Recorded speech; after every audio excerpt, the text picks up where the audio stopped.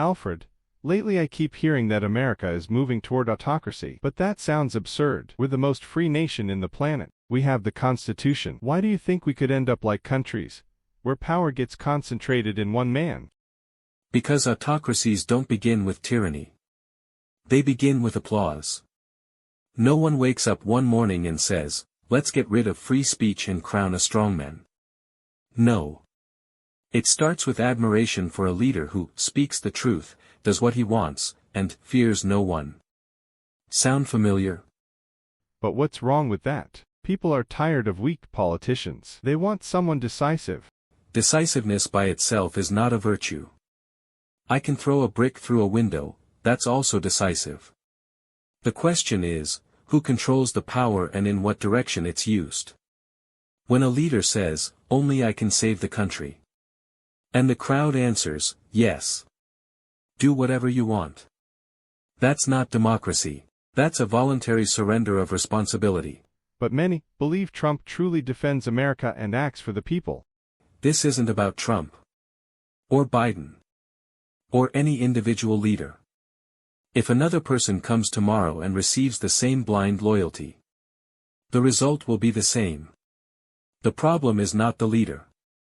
The problem is when the people forget how to say no to someone they like. In Russia in the early 2000s, people also said, "Yes, some decisions are questionable, but he's strong. He's restoring the nation." 20 years later, speaking against him can cost your freedom or your life. Do you really believe something like that could happen in America? Americans think they're the exception. But psychology doesn't recognize exceptions. Russians were sure too, we have culture, history, pride. We're different. Then they applauded war, torture, censorship, executions. Not because they were forced, but because they forgot how to doubt their leader. When a leader cannot be wrong, the people no longer have the right to be free. So how does an ordinary person know they're part of this process? Very simple. Watch your reaction when your leader says something clearly reckless. For example, "We will begin nuclear testing immediately." If you say, "He's just joking, don't take it seriously." Or, "He's brilliant, he knows what he's doing." In both cases, you are removing responsibility from yourself. Autocracy does not grow from fear. Autocracy grows from excuses. So you're saying the problem is in us? Finally. America can survive a bad leader. America can survive conflict and crisis.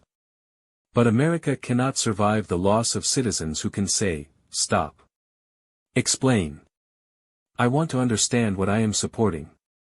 If the people stop thinking, a leader will always appear who thinks for them. And that leader rarely thinks about them. So what should we do? Return the simplest and hardest thing, the right to doubt. Doubt is not betrayal. Doubt is the oxygen of democracy. As long as you can say to your leader, "I support you, but I want clarity," you are a citizen. The moment you say, "I support you because it's you," you stop being a citizen. And start being a follower. And followers always end up the same way, on their knees. If they're lucky, alive. Autocracy does not arrive by force.